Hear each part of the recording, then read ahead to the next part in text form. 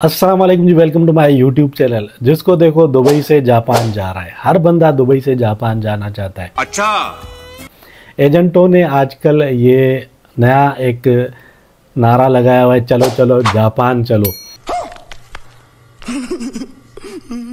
क्योंकि जापान ने अपना जो वीज़ा सिस्टम है उसको बहुत ज़्यादा इजी कर दिया है, ई वीज़ा इंट्रोड्यूस करवाया गया है। हर तीसरा एजेंट आपको जापान जाने का मशवरा दे रहा है। बहुत सारे एजेंट्स आपको बोलते हैं ट्रैवल हिस्ट्री बनानी है, स्ट्रॉन्ग ट्रैवल हिस्ट्री चाहिए, जापान जाओ, जापान का विजिट करो। जापान का जो ई वीज़ा है तकरीबन फ्री है। हमारे मतलब आपको मत सिखा, चल 80 दरम कुछ कम नेशनलिटीज़ के लिए, कुछ के लिए 20 दरम, कुछ को तो फ्री भी दिया जा रहा है। लेकिन क्या ये वीज़ा लेके, ई वीज़ा लेके आप जापान जा सकते हो? बहुत सारे लोग, जिसको देखो हर तीसरा बंदा वीज़ा निकलवा रहा है और पहुंच जाता है जापान। जब एयरपोर्ट पे पहुंचते हैं तो वहां से इमिग्रेशन उनको डिटेन करती है, बाद में उनको डिपोर्ट कर दिया जाता है। पैसा वेस्ट होता है, टाइम वेस्ट होता है और जलालत अलग उनके नसीब में आती है।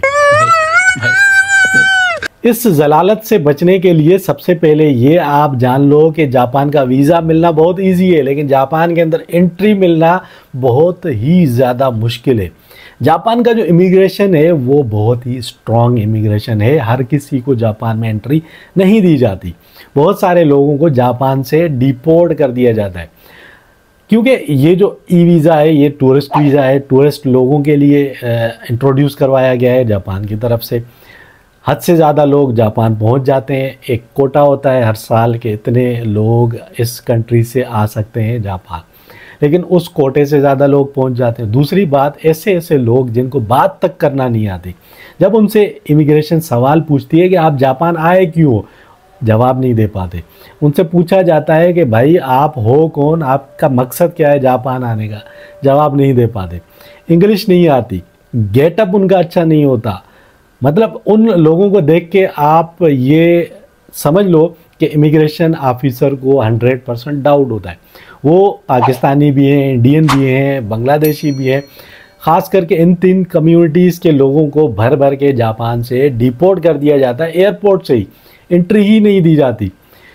फ़्लाइट के पैसे अलग उनके ज़ाया हो जाते हैं, टाइम उनका अलग ज़ाया होता है। उसके अलावा जो वीज़ा की फ़ीस भरी हुई होती है, एजेंटों को 300-400 दरम जो दिए हुए होते हैं वो अलग ज़ाया हो रहे हैं।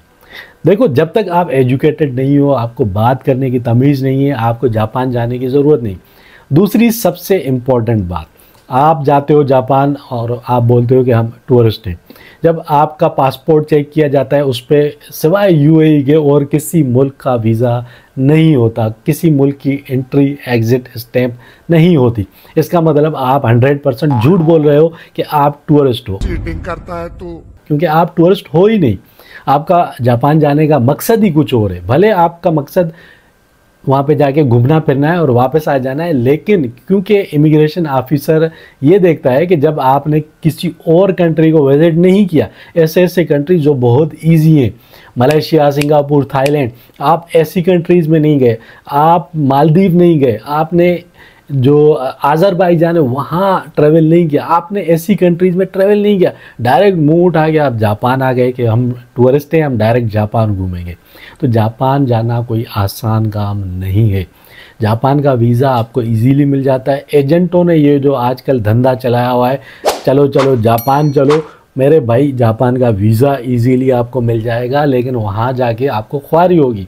अगर आपको इंग्लिश नहीं आती, आपके पास प्रीवियस ट्रैवल हिस्ट्री 3-4 कंट्रीज़ आपने नहीं घूमे हुए, आप इमिग्रेशन ऑफिसर को मुतमईन नहीं कर सकते, तो आप जापान नहीं जा सकते। अभी अजान हो रही है, इस वीडियो को हम यहीं पे एंड करेंगे। उम्मीद है ये वीडियो आपको अच्छी लगी होगी। अगर वीडियो अच्छी लगी है तो लाइक और शेयर ज़रूर कीजिए, चैनल को भी सब्सक्राइब कर दीजिए और मुझे दीजिए इजाज़त। फिर मिलते हैं किसी और वीडियो में, तब तक के लिए अपना ख्याल रखिएगा।